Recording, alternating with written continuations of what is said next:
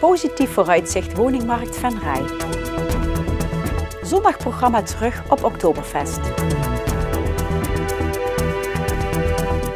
Het is vandaag 7 oktober. Dit is het Belemaasjournaal.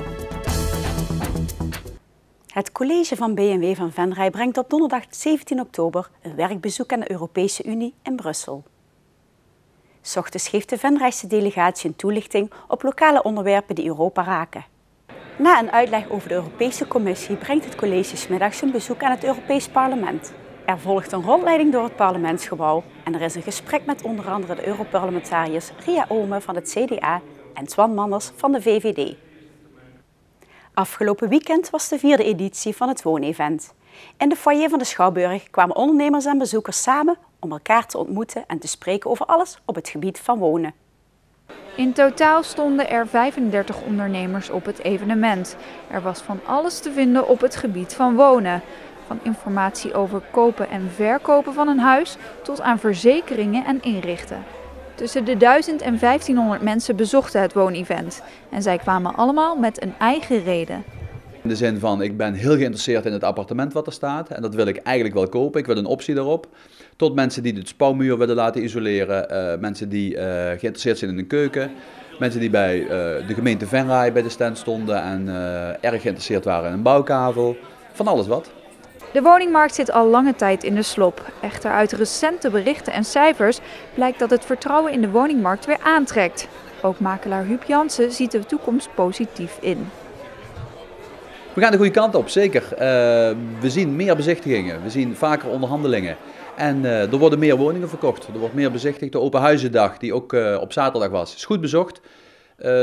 Gemiddeld denken we rond de 3, landelijk was dat, per woning. Er zijn er ook mensen natuurlijk die jammer genoeg niks hebben. Maar er zijn er ook met 7 in Venray, 7, 8 bezoekers op die zaterdag. Hartstikke goed. En we zien gewoon meer verkopen. Ja. Dat betekent dat het dieptepunt nu wel is geweest? Ja, en dat zeggen niet alleen wij, dat zegt ook de Raad van Bestuur van de Rabobank. De bodem is bereikt en we gaan inderdaad dus van daaruit de goede kant op. Dat triggert ook nogal wat starters om te zeggen van ja, de huur is er weinig, dus misschien moet ik dan toch maar de stap nemen naar de koop.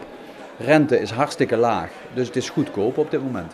Het was de 4e keer dat het woonevent werd georganiseerd. Het feit dat veel deelnemers op het gebied van wonen dan samen kunnen komen, is ook een reden om het evenement terug te laten keren.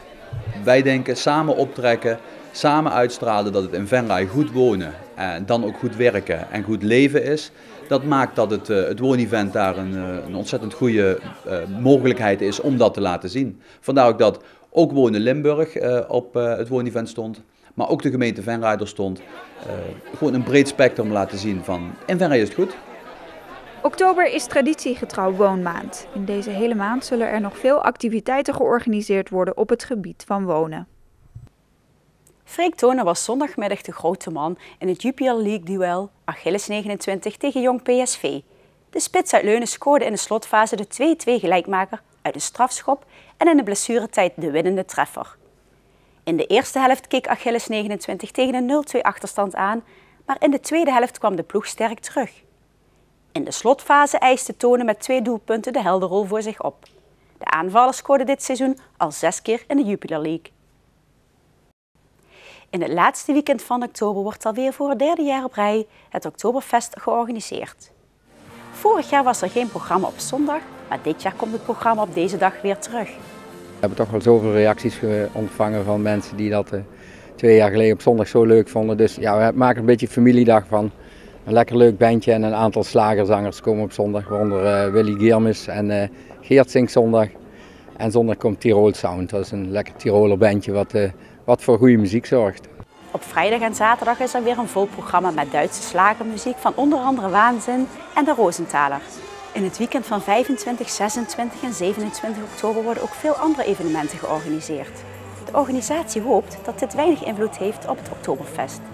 Ik hoop dat alle mensen die het vorig jaar heel erg leuk hebben gevonden ook weer terug gaan komen. Maar het blijft natuurlijk vervelend dat er zoveel evenementen tegelijk zijn in een weekend en dat niet goed op elkaar afgestemd is. Tijdens het evenement wordt er een tent neergezet die in Duitse stijl is ingericht. Veel mensen kwamen de afgelopen 2 jaar verkleed naar het Oktoberfest. En ook dit jaar blijkt dat de bezoekers zich al druk voorbereiden op een verkleedpartij. Ik hoor al bij Teetroe dat er verschillende mensen spullen gekocht hebben, dus wat dat betreft komt dat wel weer goed, denk ik.